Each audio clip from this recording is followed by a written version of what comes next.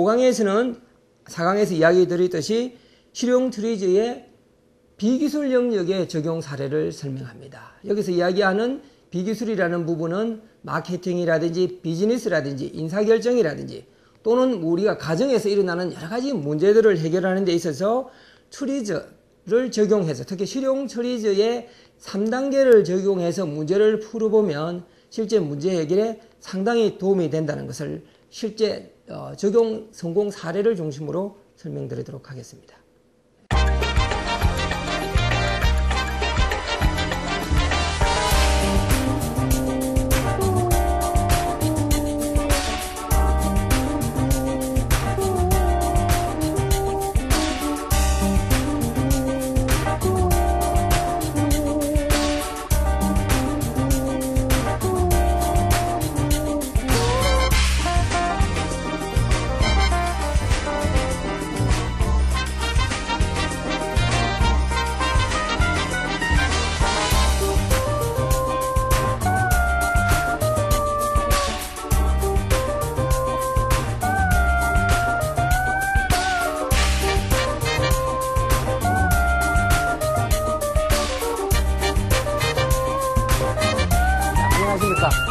이번 시간에는요, 5강으로서 실용 트리저의 현업 문제 해결인데 비기술 부분입니다.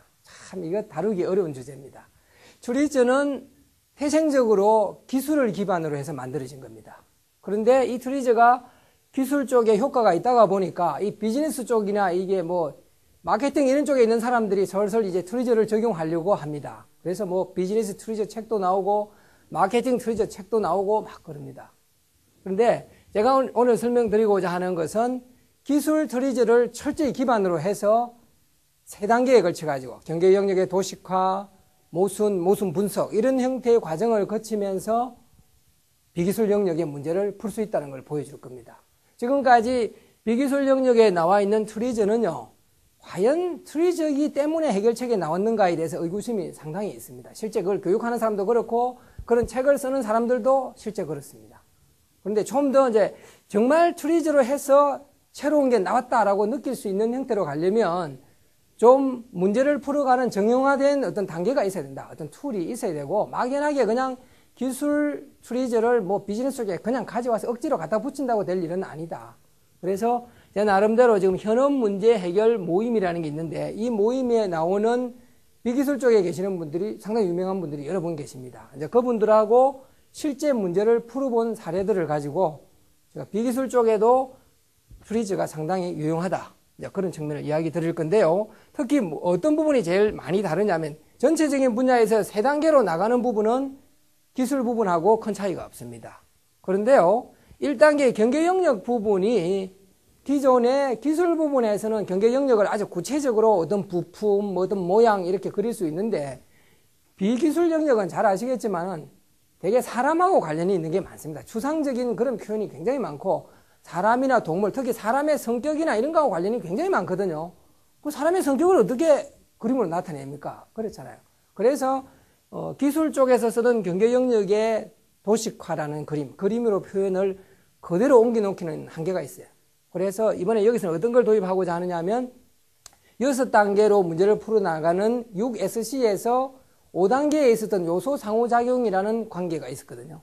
그것을 경계 영역의 도식화라는 형태로 가져가면서 문제의 상황을 이제 분석을 하고 거기서 모순을 찾아가는 형태로 하겠습니다.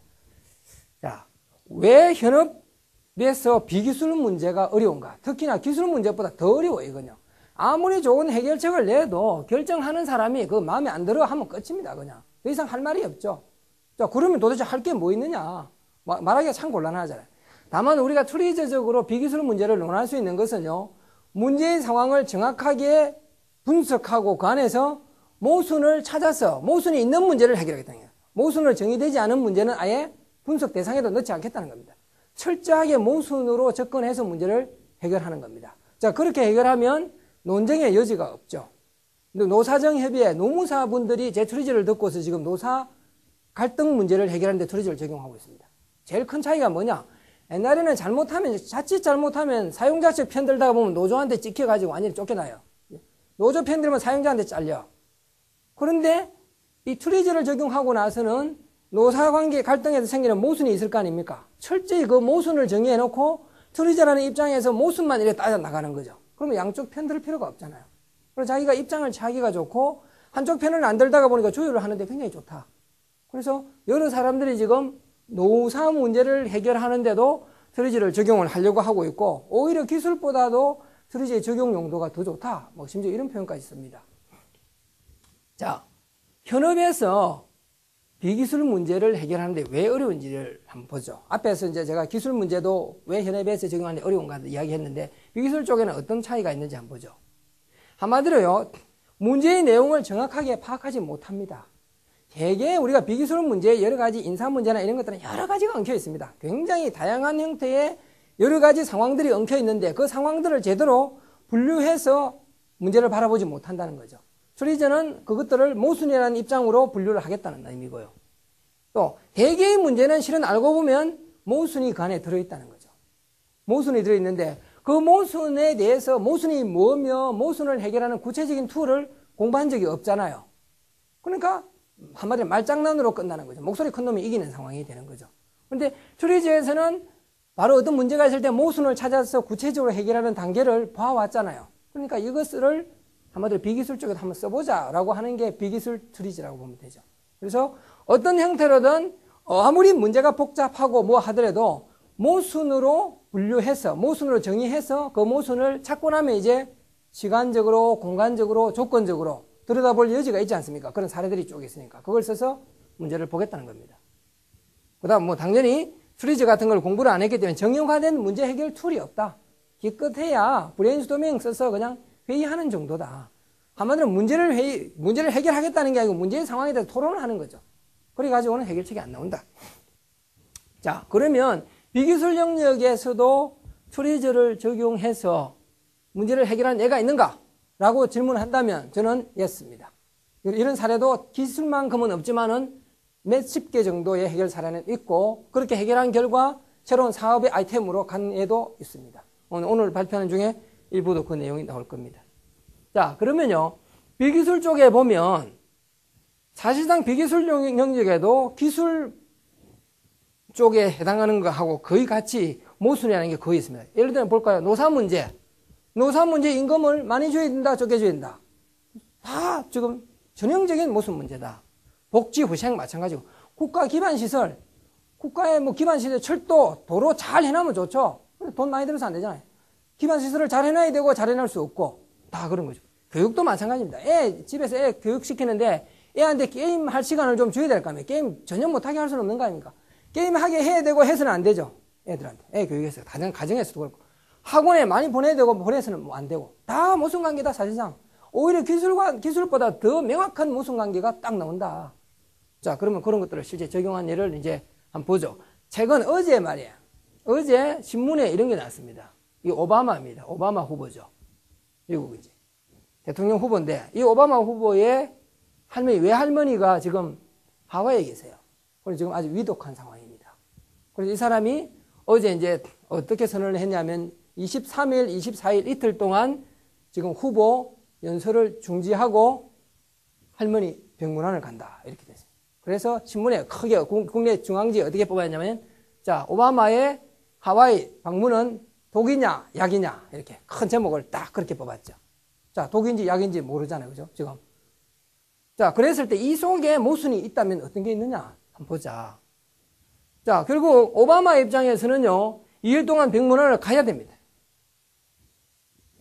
자기 입장에서. 그러나 지금 대선 후보라는 측면에 지금까지요. 미국 그 대통령 후보 중에서 집안일로 그것도 지금 한 10일밖에 안 남았거든요. 10일 남겨놓고 집안일로 뭐 이렇게 갔던 얘는 미국 역사상 아무도 없었답니다. 지금. 아주 특이한 경우입니다. 그래서 미국도 굉장히 지금 여러 각도로 이제 이걸 보고 있는 거죠. 효심이 과연 한마디로 대통령 내리는데 도움이 될 거냐, 안 될 거냐 하고 지금 보고 있는 거죠. 자, 그랬을 때 지금 결국은 오바마가 지금 하와이에 가는 데 있어서 가느냐, 안 가느냐의 문제냐. 그렇지 않으면 지금 하와이와 미국 본토와의 거리의 문제냐. 그렇답니까? 또, 가는 시간의 문제냐. 우리가 이 문제를 바라보자는 거예요. 가느냐, 안 가느냐보다는 거리가 무한히 가깝다면 이게 뉴스 까면도 안 될 거 아닙니까? 안 그렇습니까? 확실하죠? 또 왔다 갔다 하는데 시간이 하나도 안 걸린다면 거의 문제 될 것도 없다. 물론 이제 왔다 갔다 하는 시간 위에 이틀 동안 머무르는 것도 있는데 이틀 동안 머무를 거냐? 자, 이틀 동안 머무르야 되고 안 머무르야 되고 또 가는데 시간도 아무리 못 걸려도 5, 6시간 걸리니까 왕복하면 벌써 10몇 시간 가버리니까요. 그래서 일단은 문제인 상황을 가느냐 안 가느냐 보다 물리적인 양으로 거리냐 시간 같은 걸 따져서도 하나하나 또 들여다보므로 해서 다른 각도로 볼 수 있다. 우선 이틀 동안 갈 거냐 안 갈 거냐에 대해서 모순에 걸린 상황을 시간적으로 한번 보죠. 시간적으로 가야 돼. 가지 않아야 돼. 자, 시간적으로 가기도 하고 가지 않는다는 게 뭐냐? 이 사람이 하와이로 가면서 유세를 못하니까 문제 아닙니까? 그렇다 아닙니까? 그러면 내가 워머만 하는 사람이 하루 종일 생활하면서 유세를 할 수 없는 상황의 시간이 있겠죠. 뭡니까? 자야 될 거 아닙니까? 이 사람도. 그러면 이 사람이 할머니한테 방문할 때는 자는 시간에 방문해야지. 비행기가 가는 거지. 자기가 가는 건 아닙니까? 그러면 그죠? 자, 시간적으로 가기도 하고 가지 않기도 하는 상황에서는 시간적으로 비행기에서 잠을 자는 형태로 하면 사실상 안 가는 거에 해당된다. 그 시간대는. 공간적으로 보면, 자, 내가 유세 일정을 잡을 때, 예를 들어서 미국 이쪽 동부에서 여기까지 가려면 시간이 훨씬 더 많이 걸리죠. 그러면 동부가 아닌 서부 이쪽에 캘리포니아나 샌프란시스코 이쪽에 일정들을 좀 잡아놓고 거기서부터 이렇게 왔다 갔다 하면 훨씬 시간을 세이브할 수도 있을 거다. 예를 들면. 이런 형태로 문제를 바라보죠. 그러니까 우리가 이틀 동안 가느냐 안 가느냐에 이틀 동안이라는 시간을 얼마나 잘 활용하느냐는 공간적으로 하와이와 미국이라는 거리를 잘 활용함으로 해서 이것도 하나의 경계 영역의 도시화잖아요. 경계 영역 그림을 그려놓고 보니까 여기서 가는 것보다는 여기서 가는 게 훨씬 가깝고 또 어차피 유세를 하느냐 안 하느냐의 문제니까 유세를 안 하는 시간대에 가면 사실상 안 가는 거니까 유세를 안 하는 시간대에 이 사람 잠자는 시간에 비행기가 항상 가게 하라. 그렇게 해서 한다면 어떤 효과는 있을 거다. 그 다음은 트리지 안에 병문안을 하는 게 유세 시간을 줄이는 건 틀림없잖아요. 그렇지만은 새로운 플러스 알파가 하나 있죠. 효심이 지극하다는 게 있잖아요. 이게 한국인 같으면 이게 바로 먹혀 들어가는데 이 미국에서는 여기 먹혀 들어갈지 안 먹혀 들어갈지 모르는 거 아닙니까? 효심에 대해서요. 우리하고 동양에서는 이 효심은 분명히 먹혀 들어갑니다. 미국에서는 지금 어떻게 될지 모르죠. 그렇지만은 효심이라는 어떤 부분을 잘 활용해서 오히려 역으로 이틀을 까먹으면서도 이 사람 유세 왜 합니까? 유세하는 기능, 유세의 기능이 뭡니까? 표 짜고 하는 거 아닙니까? 다른 거 있습니까? 표만 얻으면 되는 거 아닙니까? 효심을 이용해서 표 얻으면 유세해서 얻는 거랑 똑같은 거 아닙니까? 마찬가지 아닙니까? 그러니까 결국은 유세를 하느냐 안 하느냐, 이틀 동안 유세하느냐 안 하느냐 측면보다 유세의 기능이 뭐냐? 표 얻는 거다. 표 얻는데 병문안 가는 효심을 보이는 게 오히려 유리하면 이틀이 아니라 3일 동안 그냥 하지 말고 가라 이거죠. 갈 수 있잖아요. 그러니까 트리저적인 사고가 상당히 유용하다. 지금 한번 보죠, 그죠? 그러니까 가느냐 안 가느냐의 문제에서 물리적인 거리 시간이라는 개념으로 접근한 거. 유세, 지금 병문안 자체를 또 다른 각도로 유세 시간 이틀 이런 것을 유세의 기능이 뭐냐? 결국 표를 얻는 거다. 표를 얻는 데는 효심을 오히려 보이는 게 나을 수도 있다라는 쪽으로 완전히 다른 각도로 접근합니다. 이런 다른 각도로 접근하는 여지를 실은 트리저는 다 가지고 있다는 겁니다. 자, 단계별로 현업 문제를 해결한 예를 한번 보여주겠습니다. 자, 어떻게 해 들어갈 거냐? 3단계에 걸쳐서 들어갑니다. 1단계는 경계 영역의 도식화인데 경계 영역 도식화를 기술적하고 너무 똑같기 때문에 경계 영역의 도식화와 같은 기능을 하는 요소 상호작용이라는 기술 쪽에 6단계의 5번째 단계에 있었던 요소 상호작용을 쓰고자 합니다. 제가 이거 위에도 많은 모델을 써봤고 또 뭐 마케팅 트리저나 일부 뭐 국내 대표적인 트리저 관련 기업에 있던 사람이 나와서 비즈니스 트리 쪽에 하면서 모델을 만들어 놓은 게 몇 가지 있습니다. 제가 만든 거 위에도 몇 가지 있는데 과연 그게 현실적으로 정말 도움이 얼마나 많이 되는가 하는 측면에서는 조금 의구심이 있습니다. 그런데 제게 지금 완벽하다는 의미는 아닌데 현재까지 제가 이렇게 해서 문제를 좀 많이 풀었고 또 비기술 쪽에 있는 많은 분들이 제 모델이 상당히 좋다는 이야기들을 합니다. 그래서 이 관련 책도 지금 쓰고 있고요. 그래서 지금 어떤 문제가 있으면 그 문제를 가지고 이제 3단계에 걸쳐서 문제를 풀어나간다. 이런 겁니다. 자, 제일 이제 새로운 하나의 개념이 등장하는데 그게 바로 요소 상호작용이라는 개념이거든요. 요 개념은 실은 앞에서 제가 설명했던 6단계의 5번째에 해당하는 요소 상호를 설명하고 거의 같습니다.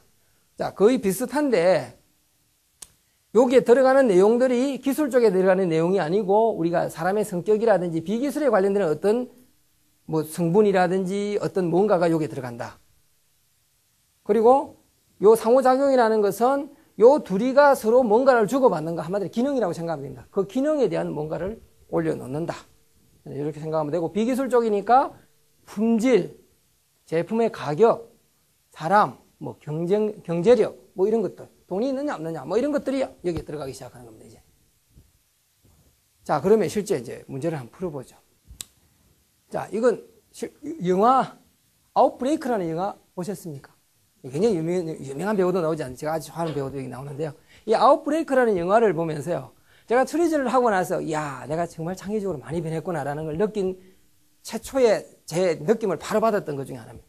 이 영화를 보는데 영화가 저는 재미가 없어요.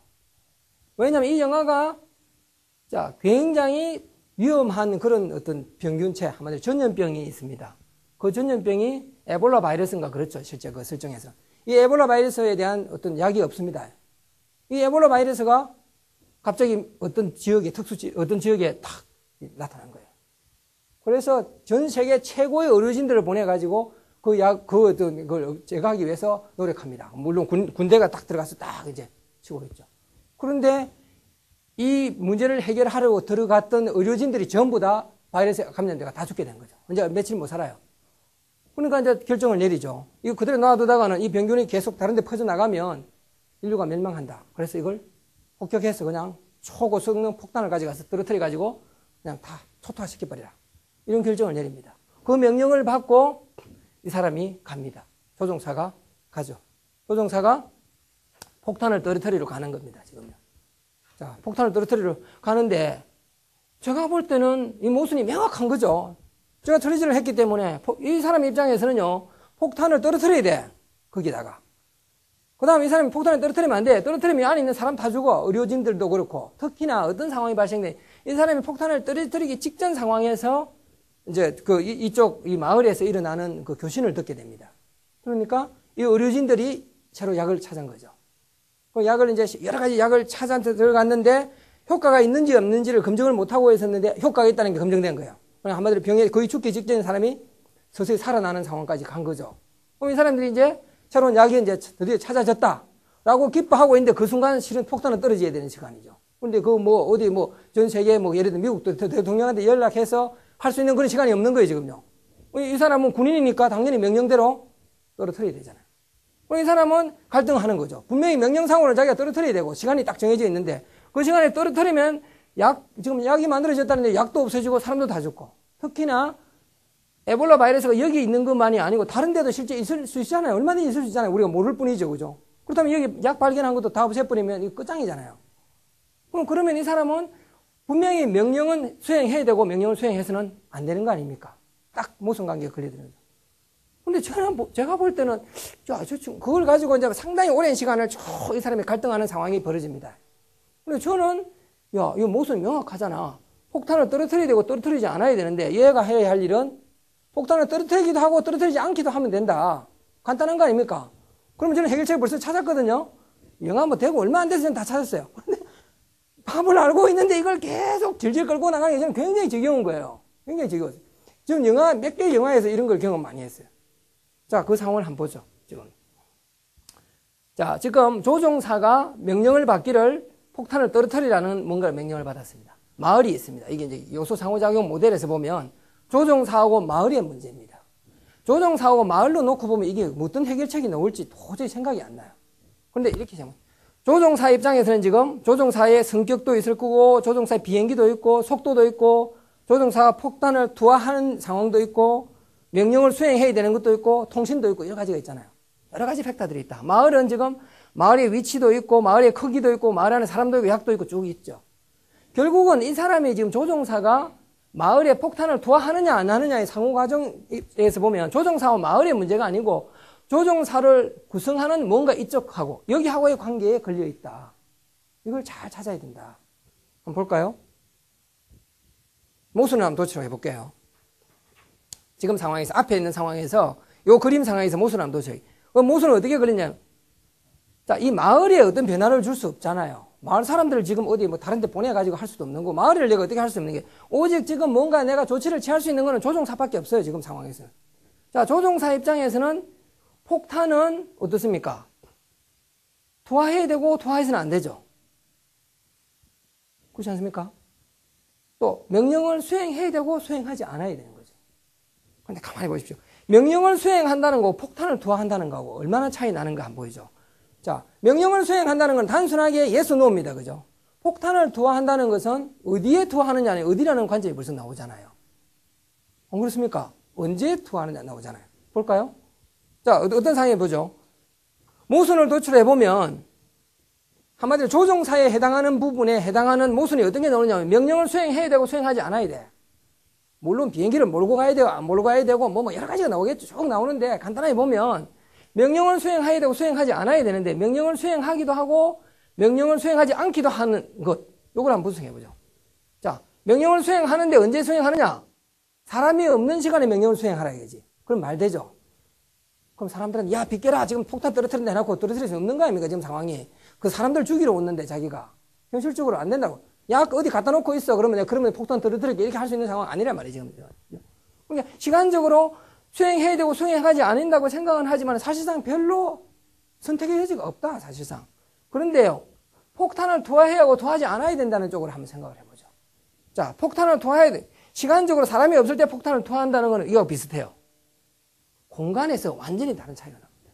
자, 폭탄을 투하하는데 어디다 투하하느냐? 사람이 없는 곳에 투하하는 거예요.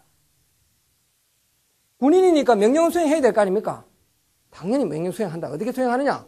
폭탄 투하한다 이거지. 투하 안 하면 군인으로서 이게 빵점이죠, 이거는요. 그러니까 폭탄 투하 정확하게 해줘. 어디다 하느냐? 사람이 없는데 딱 투하하는 거예요. 그러면 지금 모순이 뭡니까? 폭탄을 투하해야 되고 투하하지 않아야 돼요. 왜 폭탄을 투하하지 않아야 됩니까? 사람을 안 죽여야 되고 약을 보호해야 되는 거죠. 그렇답니까? 이 사람 폭탄 투하했잖아요. 다른 데 투하했잖아요. 약 보호했지 않습니까? 됐잖아요. 이 사람 뭐 잘못한 거 아무것도 없잖아요. 만약에 이게 오보였다면 이 사람 어떻게 하겠어요? 나는 정확하게 조정해가 쏘았는데 다른 데 갔다 하면 되는 거 아닙니까? 그렇답니까? 이거 오보였다고 판정되면 한 번 더 다음에 가서 또 떨어뜨리면 되는 거 아닙니까? 시간 몇 분 차이밖에 없겠죠. 결국은 떨어뜨려야 되고 떨어뜨리지 않아야 되는데 이 문제의 해결책은 뭐냐면 폭탄 투하라는 쪽으로 모순을 걸면 폭탄 투하를 시간상으로 폭탄을 투하하기도 하고 투하하지 않아야 된다고 시간상으로 나눠서 할 수 있어요. 폭탄 명령했는데 내일 내가 떨어뜨릴게. 사람들 다 피하고 나서 이렇게 할 수는 없는 거란 말입니다. 그러나 공간적으로 생각하면 폭탄을 투하해야 되고 투하하지 않는데 공간적으로 어디 있습니까? 어떤 지역에는 폭탄 투하해. 어떤 지역은 폭탄 투하 안 해. 그럼 맞잖아요. 지금 모순이 어떻게 걸리냐면 폭탄 투하해야 되고 투하하지 않았는데 어떤 공간이 있는데 그 공간에 어떤 지역은 폭탄 투하했고 어떤 지역은 폭탄 투하 안 하면 폭탄 투하해야 되고 투하하지 않았다는 공간의 관계가 나오잖아요. 실제 딱 말 그대로 나오잖아요. 그러면 실제 해결책이 나오는 거죠. 실제 이렇게 해결책을 찾을 수 있다. 실제로 이건. 그래서 어떤 문제를 바라볼 때요. 다시 한번 정리해 볼게요. 우리가 막연하게 폭탄을 투하하느냐 안 하느냐를 보지 말고 조종사하고 마을의 문제고 또 조종사하고 어떤 면에 명령자하고의 문제도 되겠죠. 그런 것도 있겠지만 그런 팩터도 다 실은 검토를 해봅니다. 제일 핵심은 조종사와 마을 간에 폭탄을 투하하느냐 안 하느냐의 문제지 명령 수행이라든지 다른 텀들이 들어가는 게 아니다. 사실상 이 문제의 상호작용은 결국 폭탄 투하 문제고 폭탄 투하는 제일 중요한 팩터가 어느 시간대에 어디에 투하하느냐 아닙니까? 그렇습니까? 어느 시간대에 어디에 투하하느냐는 바로 트리지에서 말하는 모순을 분석하는 시간, 공간 분석하고 딱 맞아떨어진다. 실제 유용하다는 거죠. 실제로 유용하다는 거죠. 그래서 시간적으로 유용한 해결책도 있고 공간적으로 유용한 해결책도 있는데 이건 대표적으로 이제 공간적으로 풀었을 때 유용한 해결책이다. 이렇게 볼 수 있습니다. 자, 그 다음요. 작년에 했던 대조영 TV 있지 않습니까? 사금. 자, 이 대조영 저는 이걸 쭉 봤거든요.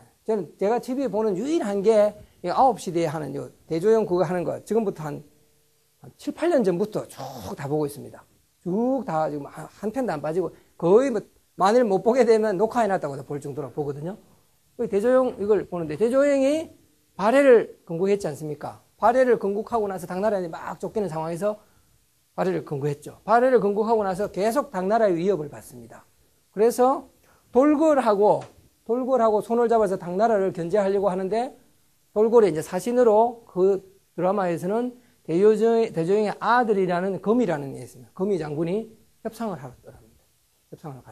협상을 가서 이제 거미 장군이 돌궐의 가한하고 협상을 합니다. 그 협상을 해서 하는데 돌궐의 가한이 아주 여러 가지 요청을 합니다. 어떤 요청을 하느냐 하면, 야, 우리가 군사가 필요할 때 적극적으로 너희들이 발해가 우리한테 군사 보내. 이렇게 합니다.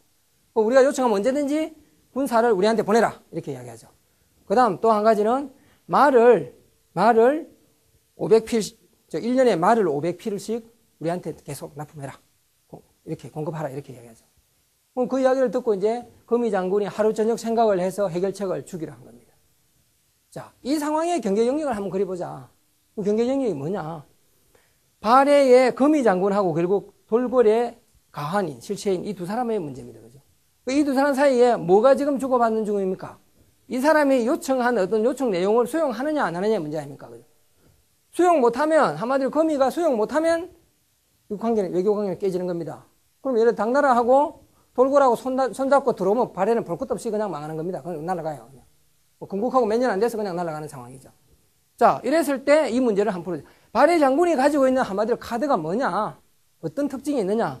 발해 장군은 군사를 가지고 있고 말도 있고요. 땅 크기도 있고 땅의 위치 뭐 이런 거 쭉 있습니다. 지금 현재 모양을 보면 이렇습니다. 이렇게 되어 있죠. 여기 지금 발해죠. 그 당시 거란은 거의 망했습니다. 거란 이쪽에 이제 여기 돌궐이 있고 밑에 당나라가 이렇게 되어 있는 상황이죠. 자, 지금 현재 거미가 제시할 수 있는 것은 이런 팩터들을 제시할 겁니다. 제시해서 이 사람 말을 지금 받아들여야 되죠. 이 사람은 뭔가를 이제 요구하는 사람. 자, 요렇게 해놓고 요 군사, 말, 거미가 가지고 있는 거예요. 땅의 크기. 자, 여기 전형적인 모순이 있습니다.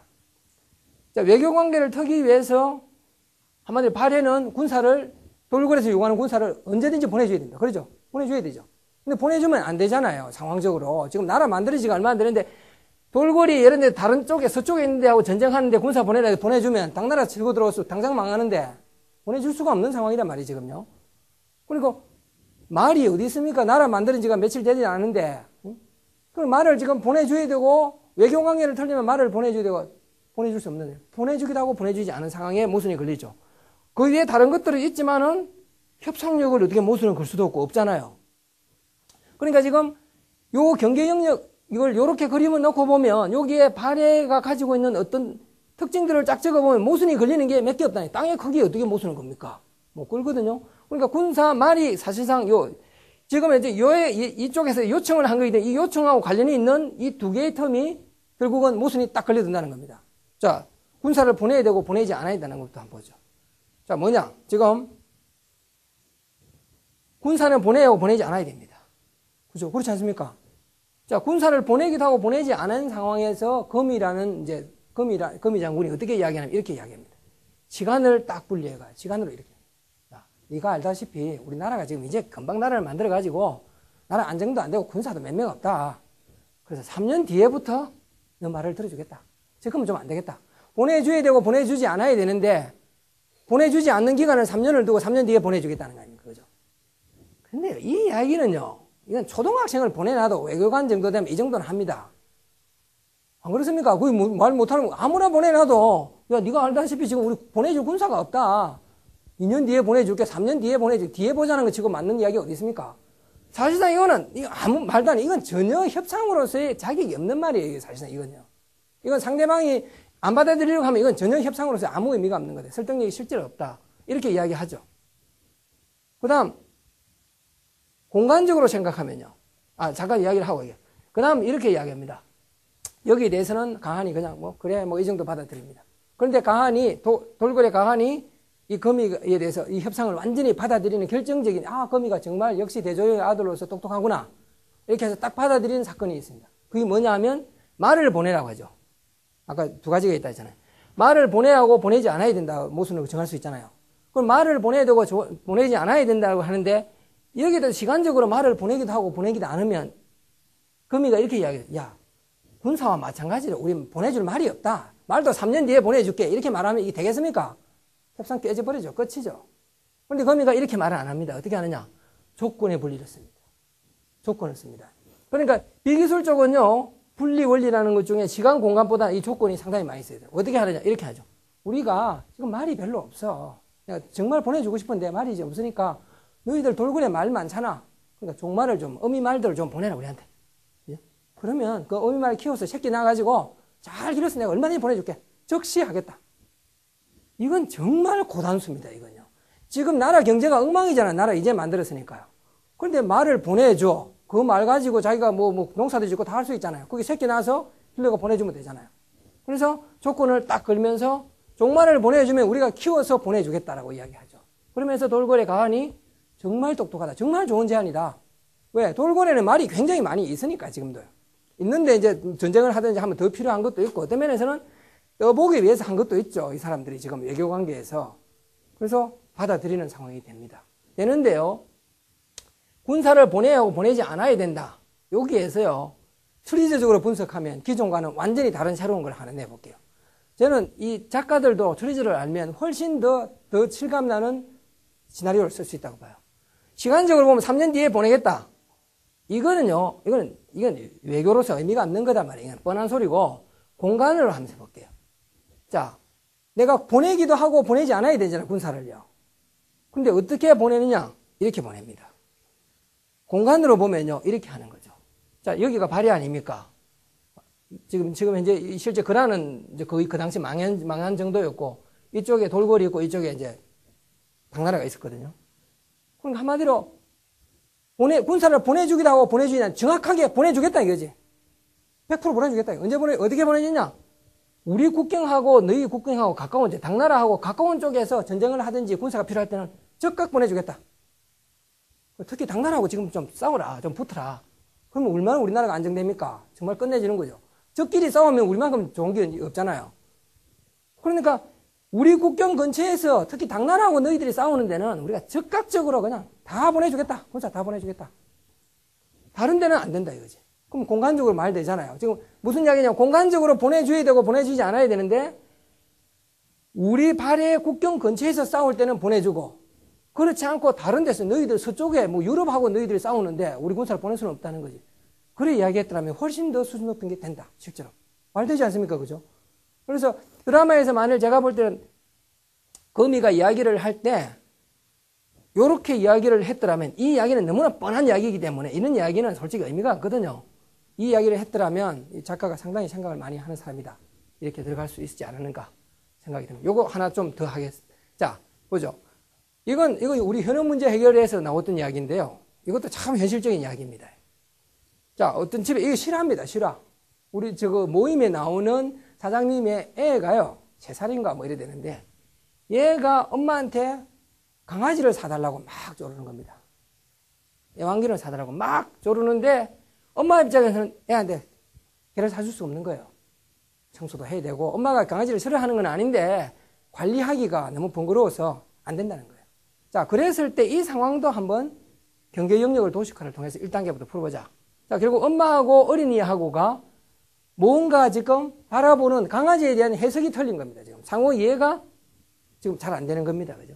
엄마는 보면 지금 엄마는 애가 지금 강아지를 사달라는 걸 거절해야 됩니다. 엄마 입장에서는요.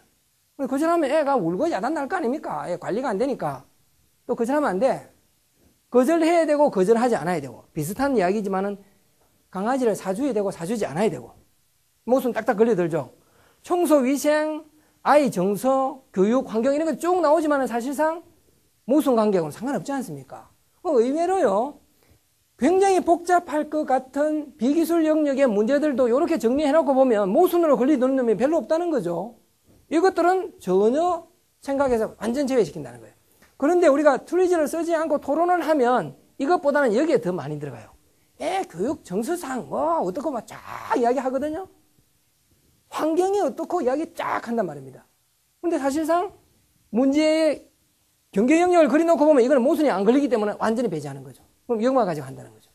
그럼 과연 이것만 가지고 했을 때 적당한 해결책, 정말 좋은 해결책이 나온다면 우리가 복잡한 비기술 문제를 이렇게 정의하는 게 의미가 있다는 거 아닙니까? 나오는지 보자고요. 실제 나온다고요. 완전히 새로운 아이템을 우리가 새로운 사업 아이템을 찾았어요. 자, 모순이 뭐가 있느냐? 엄마 입장에서는요, 강아지를 구입해줘야 돼요. 구입해야 하고 구입하지 않아야 돼요. 그렇지 않습니까? 애를 위해서 구입해야 되고 구입하지 않아야 돼요. 거절해야 되고 거절하지 않아야 된다. 이렇게 할 수도 있어요. 또 집에 강아지를 길러야 되고 길러지 않아야 된다. 구입한다는 건 집에 강아지가 있다는 뜻이에요. 집에 강아지가 있어야 되고 없어야 된다. 자, 이렇게 모순이 한 서너 가지로 나옵니다. 요거 하나하나를요, 분석을 한번 해볼게요. 자, 우선 요 1번에 있는 거 요거. 구입 문제. 강아지 구입 문제. 시간적으로 강아지를 구입하기도 하고 구입하지 않기도 한 게 뭐냐 이거지. 시간적으로 강아지를 구입하기도 하고 구입하지 않은 거예요. 그러면요, 임대를 하는 겁니다. 한마디로. 그죠? 애가 강아지를 정말 가지고 놀고 싶다고 할 때 딱 강아지 빌려와서 딱 주는 거죠. 그럼 사실상 사지 않았지만 산 거 아닙니까?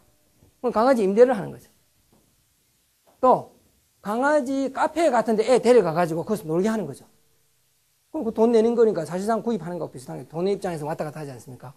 그 다음 공간적으로 구입하느냐 구입하느냐. 공간적으로요, 강아지를 사기는 사는데 우리 집에서는 안 기르는 겁니다. 그럴 수 있지 않습니까? 강아지 카페에 가서 애가 제일 좋아하는 강아지 하나를 딱 찍어가지고 사는 겁니다. 이거 우리 강아지야 해놓고는 거기서 기르는 거예요. 사용료를 주고. 애가 강아지 필요할 때 항상 가서 애가 노는 거죠. 그러면 엄마가 청소할 일이 없고 강아지 돌볼 일 하나도 없잖아요. 말 되잖아요. 이걸 해결책을 이렇게 내놓고, 그 당시에 이게 2월달인가 그렇습니다. 이렇게 냈는데, 이게 5월달, 6월달 되니까 이게 지금 이 강아지 카페에 있습니다. 국내 이 장사 잘 된답니다, 지금. 그러니까 이 문제 같이 우리 풀고 있던 사람 깜짝 놀라가지고 신문에 막 나와 있는데, 이야, 이럴 수가 있느냐. 우리는 전혀 그걸 생각 못 했다. 자연스럽게 이런 용어까지 우리가 다 만들어냈어요. 또 볼까요? 거절해요. 거절하지 않는 것부터, 현재 아이가 거절하는데 어떻게, 야, 지금은 너가 스스로 강아지를 돌볼 수 없으니까 안 돼. 이거 조금 크고 나서 하겠다. 말 되잖아요. 말 되잖아요. 또는 네 스스로가 이렇게 청소를 잘 하겠다면 해주겠다. 말 되잖아요. 이런 해결책이 나왔다니까요. 나왔고 이게 지금 장사가 되고 있다. 이거 외에 상당히 많은 해결책들이 있습니다. 그러니까 비기술 영역의 어떤 문제들도 트리츠의 세 단계를 거쳐서 문제를 해결해 보면 모순이 걸려드는 부분과 모순이 걸려들지 않은 부분으로 명확하게 구분되고, 그 모순이 걸려드는 몇 개를 중심으로 이렇게 모순 분석을 해보면 상당히 쓸만한 해결책이 나온다. 아직까지 이게 하나의 이론 체계로 정립됐다고 보기는 어렵지만은, 어쨌든 제가 지금까지 현업 문제 해결 모임이라는 데서 많은 문제를 풀어봤을 때 굉장히 유용하다. 다른 방법을 쓰는 것보다 시간을 심지어 몇십 배 줄이는 그 효과가 난다. 그리고 상당히 결과들도 좋다. 이렇게 이야기할 수 있습니다.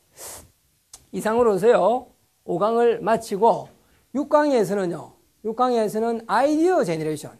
사람들한테 가서요, 문제를 해결하는 툴이 트리즈다 하면요, 사람들이 싫어합니다. 왜 트리즈인지 압니까? 내한테 문제가 있다는 걸 말하면 자기가 무능력하다고 생각하는 거죠. 문제를 이야기하고 싶어 하지 않기 때문에 많은 사람들은 문제라고 표현 안 하고 아이디어가 필요하다, 이런 식으로 표현을 많이 하거든요. 그래서 제가 아이디어를 해결하는데 트리즈를 쓸 수 있다 라는 형태로 아이디어 제너레이션, 아이디어 발상 트리즈라는 책을 제가 지금 현재 쓰고 있고, 이건 국내 대기업에서 그런 책을 한번 써봐달라는 요청이 있어서 실은 쓰고 있습니다. 그래서 이게 대해서 이제 6강에서 마지막으로 설명을 하도록 하겠습니다. 자, 이상으로 마치겠습니다. 수고했습니다. 참 어렵습니다. 참 어렵고요. 최근에 트리즈가 기술적으로 성공을 하고 있으니까 이 비기술 쪽에도 적용하면 되지 않을까 해서 국내에서도 많은 분들이 이쪽에 공부를 하시고 또 책도 쓰십니다. 마케팅 트리즈라든지 비즈니스 트리즈 이런 것들이 나오고 있습니다. 그런데 이제 과연 비기술 쪽에 적용된 트리즈가 정말로 우리가 도저히 생각할 수 없는 정말 창의적인 해결책을 주었는가? 거기에 대해서는 조금 의문이 있습니다. 기술 쪽은 확실하게 이게 정말 창의적인 어떤 해결책을 주었다라고 누구나 공감할 수 있는데, 비기술 쪽은 그렇지 않은 경우가 많이 있습니다. 특히나 비기술 쪽은요, 지금 질문자께서 말씀하셨듯이 여러 가지가 엉켜 있습니다. 굉장히, 특히나 사람의 성격에 관련되는 부분이 굉장히 많습니다. 비즈니스나 이런 것은요, 예를 CEO가 어떻게 생각하느냐에 따라서, 또는 물건을 사는 사람들, 구매자가 어떻게 생각하느냐에 따라서 굉장히 많이 달라집니다. 문화적인 특성, 트렌드 이런 것들의 영향을 굉장히 많이 받기 때문에 아주 어렵습니다. 굉장히 많은 부분이 엉켜 있기 때문에 사실상 이런 부분은 어떤 해결책을 찾는다는 말 자체가 무의미할 수도 있어요. 그냥 막 회의를 하는 중에 의견을 통합해서 선택하는 게 최선이라고 볼 수 있죠. 그렇다면 비기술 쪽에 트리즈는 적용할 수 없느냐? 제가 볼 때는 아니라고 봅니다. 비기술 쪽에도요, 실은 수없이 많은 모순들이 들어있습니다. 바로 트리저는 문제를 해결할 때 모순을 사용해서 모순으로부터 문제를 해결하지 않습니까? 비기술 영역에도 수없이 많은 모순이 있다는 거죠. 예를 들어서 회사에서 뭐 근로자들한테 월급을 많이 줘야 되고, 월급을 많이 주면 회사가 망하지 않습니까? 월급을 많이 줄 수는 없고, 월급을 많이 줘야 되고 많이 줄 수 없다는 상황. 또는 우리가 제품을 많이 팔아야 되고, 제품을 많이 팔기 위해서는 광고를 많이 해야 되냐. 전 세계에 많은 광고를 해야 되지만은, 광고를 많이 하면 광고비가 많이 들어서 회사가 안 되지 않습니까? 광고는 많이 해야 되고, 광고는 적게 해야 되고, 이런 관계가 있거든요. 그랬을 때 비기술 영역에도 모순이 나오는 형태로 문제의 상황을 몰고 가야 됩니다. 어떻게 가느냐? 바로 이제 제가 지금 쓰는 방법은, 비기술 영역에서도 경제 영역의 도식화라는 그림을 그리면요. 그 속에서 모순으로 정확하게 표현이 되는 부분이 있고, 한마디로 모순으로 걸려드는 부분이 있고, 모순으로 표현이 안 되는 게 있습니다. 그러면 모순으로 표현 안 되는 건 일단 딱 옆으로 제쳐놓고 모순으로 표현되는 부분에 대해서 집중적으로 들여다보면 기술 쪽에서 썼던 것처럼 시간적으로, 공간적으로, 조건적으로 이렇게 모순을 들여다보면 실제 해결책이 많이 나옵니다. 그것은요, 어떻다고 설명하기 곤란하고 실제 문제를 풀어보면 모순으로 정의되는 어떤 문제 안에 들어있는 어떤 요소, 어떤 특성들이 모순을 해결함으로 해서 전체 문제를 해결하는데 결정적인 영향을 한다는 것을 보여줄 수 있어요. 이런 내용은 제가 실제 내용 이제 설명하는 6강좌 중에서 그 안에 실제 실전 그런 예들이 나옵니다.